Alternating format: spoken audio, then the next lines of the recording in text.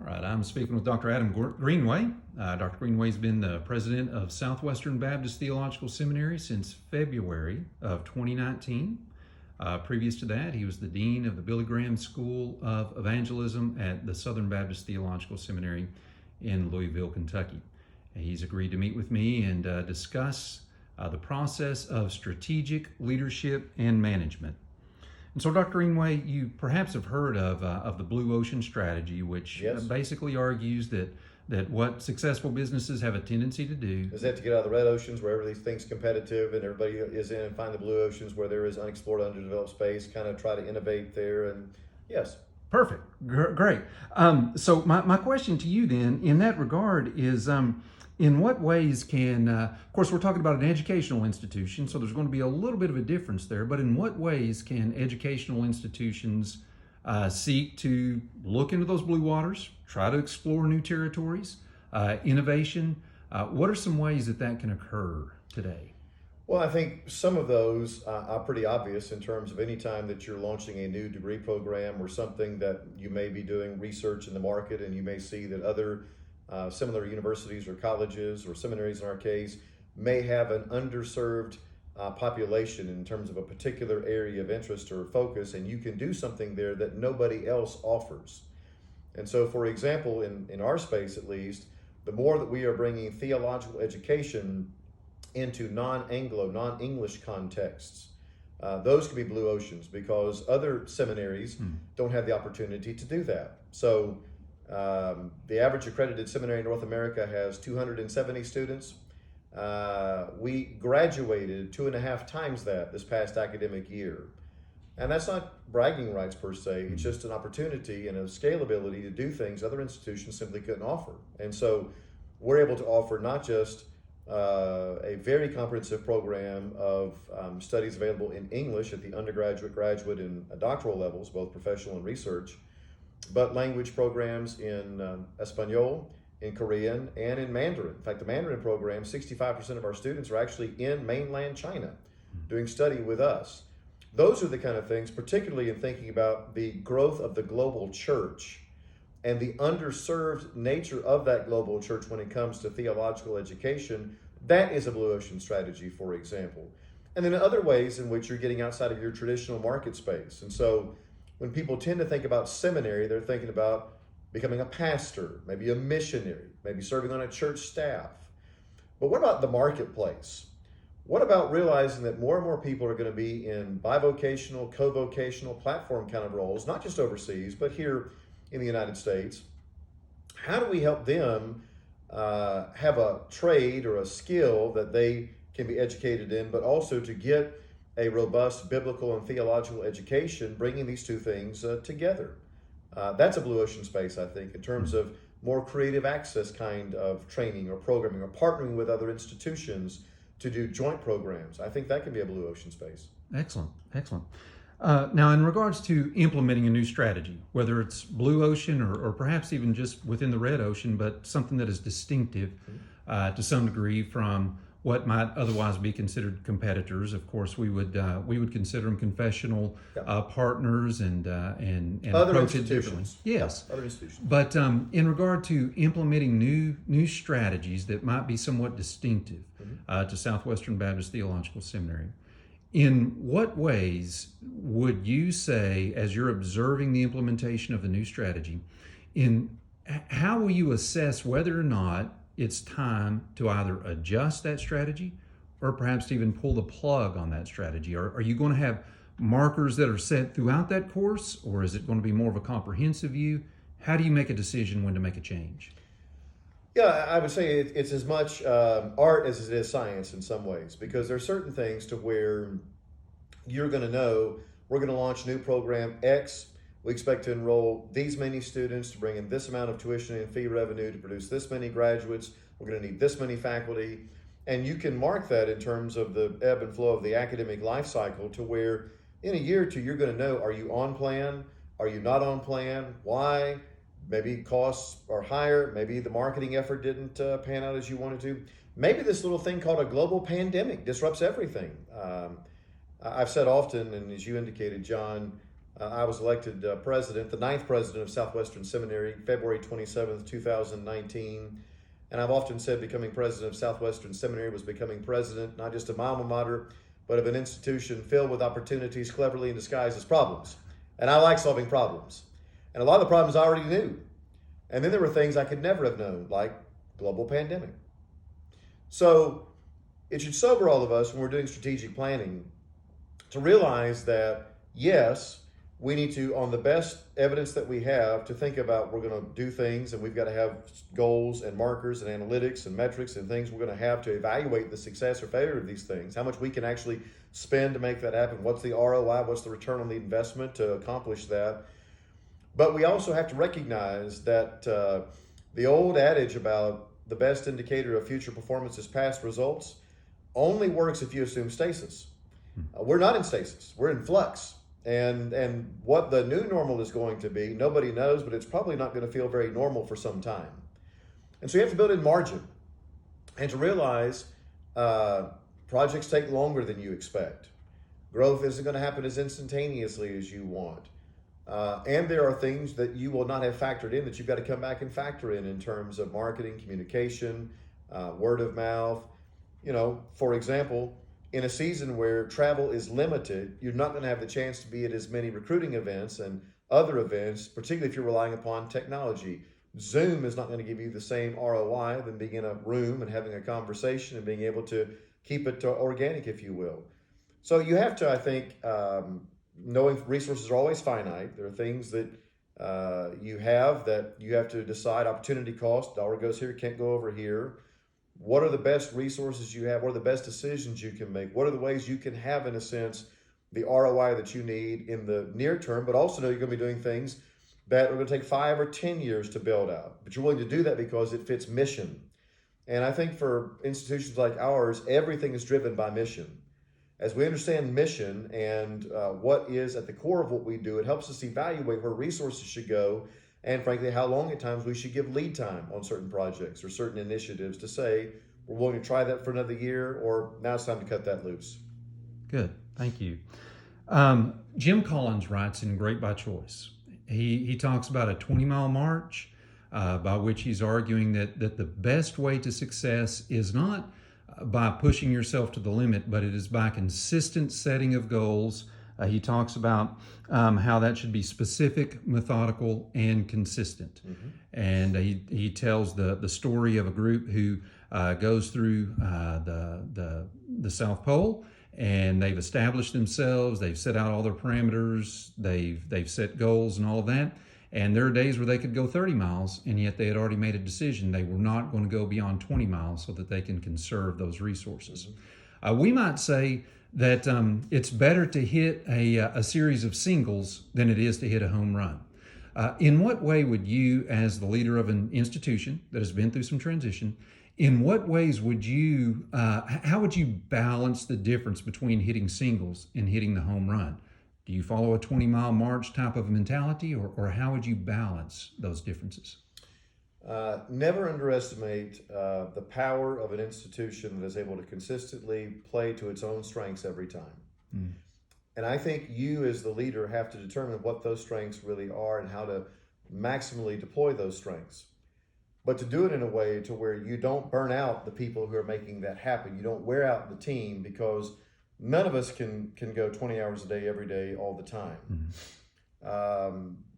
There's something to realizing, and I think the old adage, we tend to underestimate what we can accomplish in a decade, while we overestimate what we can accomplish in a year. Mm. And I think part of it is the challenge of we all want immediate impact. We live in a culture that values the instantaneous. We complain when we have to spend more than 5 minutes in that drive-through line at Starbucks. It's an inconvenience.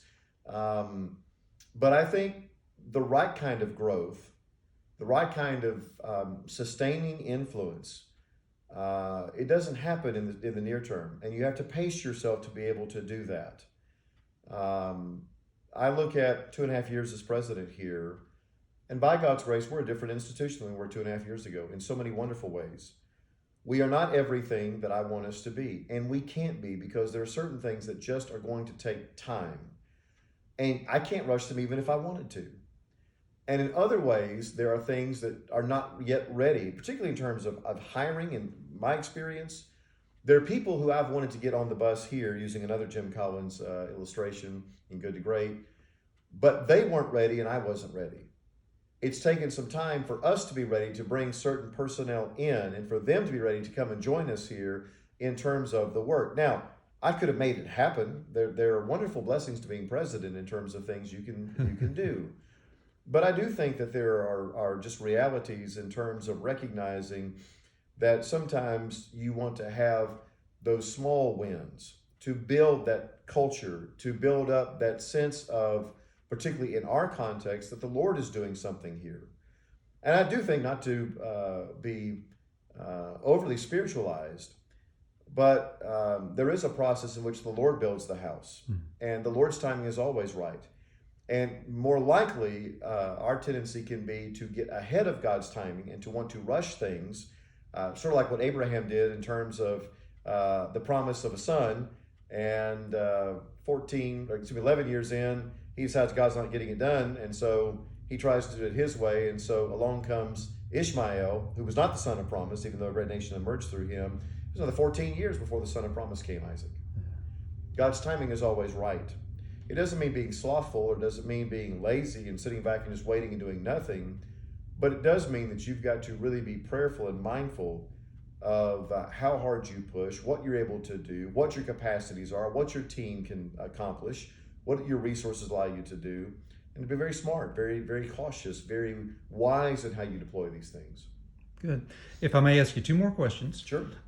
This next one's in regard to John Cotter's Leading Change. Yes. And he Classic. establishes all of these parameters for change. I think he has 8 or 9 of them. One of those that's at the very front end of what it takes to establish change is getting people on board. You mentioned Jim Collins talking about getting the right people on the right bus at the right time. Cotter argues for, similarly, getting people on board. How do you go about, as the leader of the institution, how do you go about getting people on board in terms of buying into the direction that you're leading them? How do you communicate that? How do you stay in contact with them? And what means of persuasion do you begin with? Well, I think, and other business gurus have made the point. I mean, there's no more important thing than a leader does than to define reality, and particularly to cast the vision and to set the direction for the organization, the business, the institution that individual is called to lead. That is something you and only you can do as the leader. You can't outsource that and truly be the leader. And if you fail to do that, then what you end up with is a bunch of little silos and little competing areas where they've got their own agenda, their own vision of trying to carry it out. You have to be relentlessly consistent in pursuing and clarifying what the mission, what the vision, what the direction is in terms of who we are, where we're going, and how we're going to get there. And I think you, at least in terms of how you understand leadership, should use every means of persuasion, encouragement, exhortation to do that. Now, you can do that, as you know, both in terms of the extrinsic motivation. I'm the president. This is the direction. If you don't like it, there's the door. That can be effective in a crass material sense, but it's not going to really build the kind of culture or goodwill or morale that you want, generally speaking. I think, frankly, that's a sub-Christian way to lead, unless you just have people who are clearly intransigent or resistant to the direction that you believe that the institution needs to go. I think it's always best when you can articulate the direction, helping people connect to that vision and make it personalized, make it real, not just abstract, but concrete, and especially in the life of, for example, an institution of higher learning, where you can anchor that in history, in heritage, in story, in legacy. I say often, and it's not original with me, but we're living in houses we did not build and we're drinking from wells we did not dig. The fact that we are here today means that there are those who came before us who laid foundations we now enjoy. They planted pecan trees that they would never sit under, but we do. And our responsibility is building upon that great legacy and heritage. How do we steward that in a way to where the generations to come will have even greater opportunities than what we had consistent with this core of mission that I anchor in the vision of our founder, a man named B.H. Carroll, who was an extraordinary leader and visionary, and a man that I take great solace, great comfort in terms of the way, almost through single-handed determination, he brought forth our institution. So I think when you're able to tell a story that connects with the broader story of the institution and it helps people connect to their stories, you help them see how what they do contributes to fulfilling this mission. That in our case, it is rooted in transcendence. We do recognize what we do is not merely temporal, it is eternal. We're not just doing education, but theological education, education that will make a difference not just for now, but for eternity. And I think you have to have a passion for that. People don't give philanthropically just to need, they give to vision and passion. And people have to see that in you. And you can't just turn that on. I mean, you can at certain moments, but people will see through that. It has to be intrinsic. It has to be something that animates and energizes and motivates you, because the days of adversity are always there. They're always the old Agnew line, the nattering nabobs of negativism. That they're always working to try to get you off mission, or to be a distraction, or to be negative, as it were. You have to cut through all that. You got to have a clear sense, particularly of calling to the work, calling, at least in our context, in terms of calling before God, realizing that whatever success we have ultimately is rooted in His favor and His blessing upon us. So, final question for you, Dr. Greenway. In regard to the balancing between structure and strategy, you establish the strategy. This is where the seminary is. Love the way that you consistently return to the heritage of the seminary. B.H. Carroll, L.R. Scarborough, trying to keep that heritage before the eyes of the constituents, as well as before the eyes of those who are here as a part of the institution. Faculty, staff, administration, all these different areas, trying to maintain that heritage. In regard to the structure and the strategy, you set the strategy, a lot of this organic, remembering our heritage, you set the strategy, and then you begin to build the structure around that strategy. Do you begin with the people? In other words, you hire the best people available, structure around them, or do you establish the structure and then find those who fit into that strategy that you've already developed? I think it's a hybrid. Peter Drucker's great line, "Culture eats strategy for breakfast," is truth. And nobody has a greater influence upon the culture than the president, CEO, leader, pastor. You are the chief cultural architect of the organization, the institution. I take that very seriously. Near the top of my list of things that I have to always be sensitive to is the fact that I have to work to help this culture be a culture that is life-giving, soul-building, consistent with these virtues and commitments that have characterized us at our best since March 14th, 1908, when we were chartered. And it helps that I am a product of that tradition. As a graduate, married to an alumna of the seminary, this isn't just something I read about in a history book. I lived it. I understand, and I embrace that heritage and that vision. And so it's a mixture because, well, in our organization, in a seminary, there's always, in a sense, an embryonic structure, because there is the academic side of the institution and there's everything else. And we can't have everything else without the academic side, because at our core, we are a higher education institution.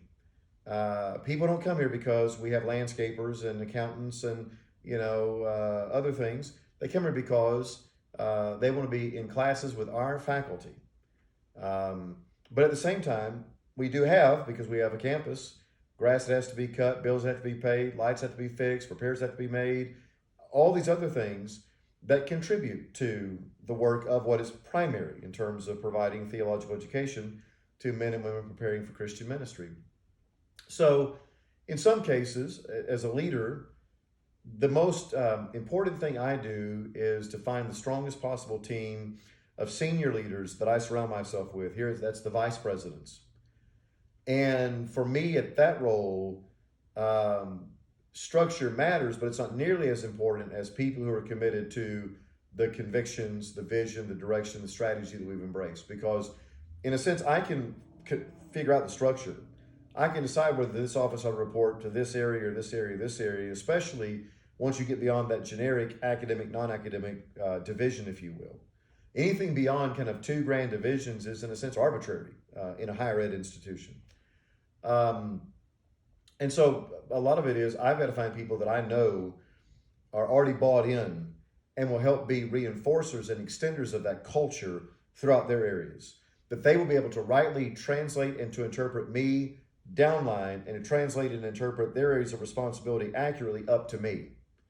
One of the most difficult things in any kind of organization as a senior leader is to make sure that you have the ability to have a constant flow of accurate information up and down, because there are always filters and biases and tensions and temptations to shield information that may not be things other people want you to know, but that you need to know in order to make the best decisions for the institution. Then there are structures to where you're going to have certain positions that you know you've got to have because it's part of the structure. So you've always got to be looking for people with certain skill sets, certain gift mixes that you've got to be able to have. And recruiting talent and retaining talent system-wide is by far one of the most critical works that has to happen, especially in an institution like ours where we're not just engaging in tasks, but so much what we do really is organic. It happens in terms of lives in the classroom, lives in offices, lives in community, where the task is the people. The people are the mission. And so it's a critically important task. And nobody ever bats 1,000 in hiring. I've made mistakes, even in 2.5 years, of people that I hired didn't work out. The old adage, I think, is true: hire slowly, fire quickly. Because the institution is greater than any one individual in it, including even the president of the day. And that should humble all of us because, as one author recently said, truly we're all interims. If I do this job well, then prayerfully, when my time ends, my successor in office will have an easier on-ramp and a greater ability to succeed in this chair than what I had coming in. And that, I think, is the true mark of success. Oh, good. Well, Dr. Greenway, you inherited a very complicated situation, and you have led through transition, and you have modeled what it means to lead an institution through transition, and you make me proud to be a part of Southwestern Baptist Theological Seminary. Thank you for your service, and thank you for your leadership capacities. Well, thank you, John. Thank you for this time and this conversation. Blessings.